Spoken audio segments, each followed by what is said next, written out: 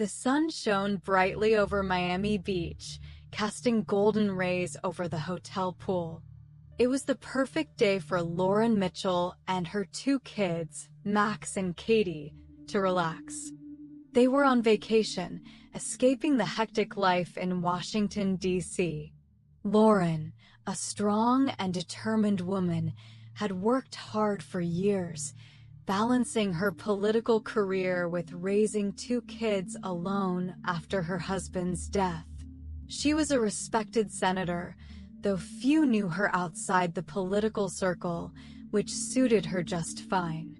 Lauren sat back on a lounge chair, watching Max and Katie splash around in the pool.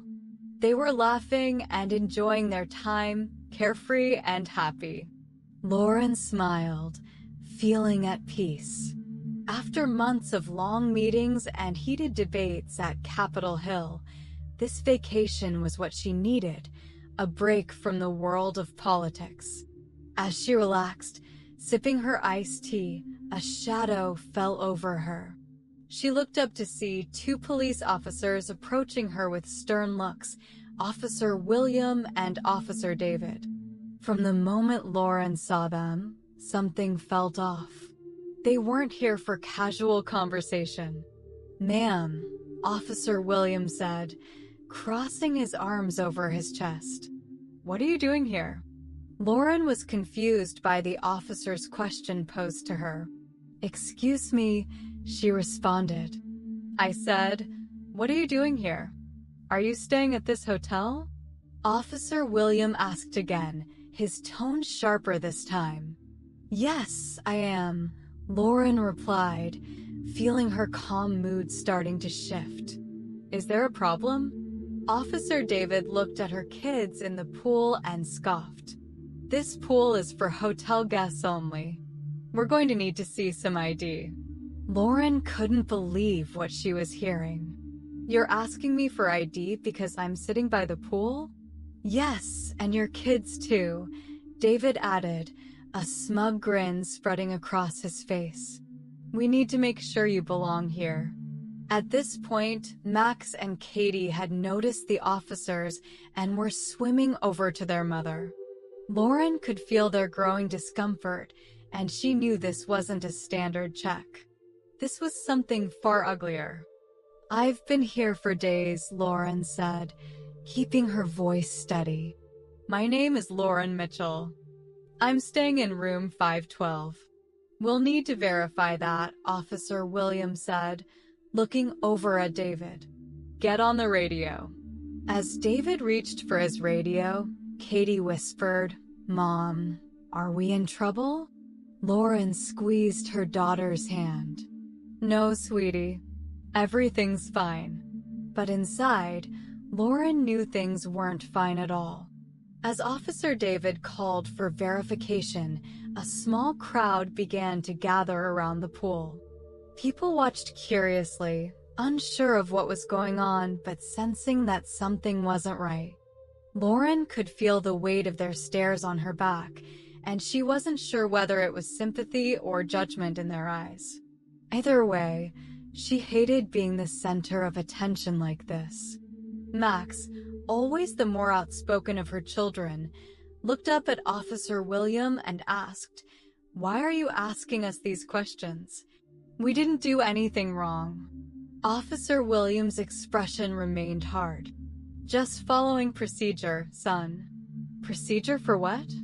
Max shot back. "We're just swimming." Lauren's heart swelled with pride at Max's bravery, but she didn't want him to get caught up in this. "Max, it's okay," she said softly, though she knew it wasn't. Minutes passed, and David returned with a satisfied smirk. "Room 512, huh?" he said, looking at Lauren. "Well, we're not getting any record of you in that room. Care to explain?" Lauren was taken aback. "That's impossible. I checked in just yesterday. You must be mistaken." "No mistake, ma'am," David said with a mocking tone. "I suggest you and your kids pack your things and leave the premises immediately." Lauren stood up, anger bubbling beneath her calm exterior. "I'm not going anywhere. I paid for this room, and I'm not about to be bullied out of here because you don't like the way I look."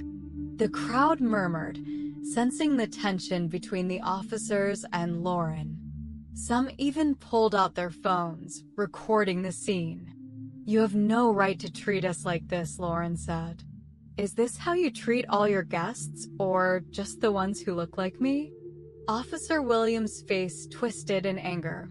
"Watch your tone, lady. We're the law here." Katie clung to Lauren's side, looking up at her mother with wide eyes. Max stood defiantly beside her, not saying a word, but refusing to be intimidated. Before Lauren could respond, Officer William reached out and grabbed her arm. "That's it. You're coming with us." As William's hand closed around her arm, Lauren remained calm. She knew she had done nothing wrong, and she wasn't going to be dragged away like a criminal. But before things could escalate further, a voice interrupted the chaos. "What on earth is going on here?" The hotel manager, Mr. Daniels, rushed over, pushing through the crowd.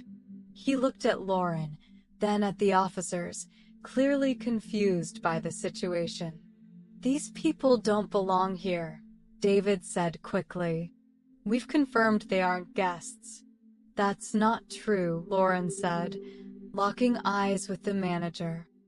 "I've been staying here since yesterday, and I demand you check your records again." Daniels hesitated, glancing between Lauren and the officers. "I'll check right now." Officer Williams scoffed. "No need. We've already." But Daniels cut him off. "No, I'll check." Moments later, Daniels returned, looking flustered. "There's been a mistake. Mrs. Mitchell is indeed a guest here. I apologize for any misunderstanding." David's smug expression faltered, and William's grip loosened. "Wait, Mitchell?" William asked, as if the name had suddenly clicked in his mind. "Yes," Lauren said, stepping forward. "Senator Lauren Mitchell." The realization hit the officers like a ton of bricks. They had just harassed a sitting senator, and judging by the expressions on their faces, they knew they were in trouble. "I'll be filing a formal complaint," Lauren said. "You'll both be hearing from my lawyer." The crowd erupted in whispers, and the two officers, suddenly pale and nervous, quickly muttered apologies before retreating. Lauren turned to her kids and smiled. "Let's go, sweethearts. Our vacation isn't over yet." As they walked away, Lauren knew justice had been served. And this brings us to the end of this story. Thank you for watching till the end. I hope you enjoyed this story. If you did, don't hesitate to like the video and share it with your friends too. Subscribe to our channel and turn on the notification bell for more fascinating stories. Have a nice day.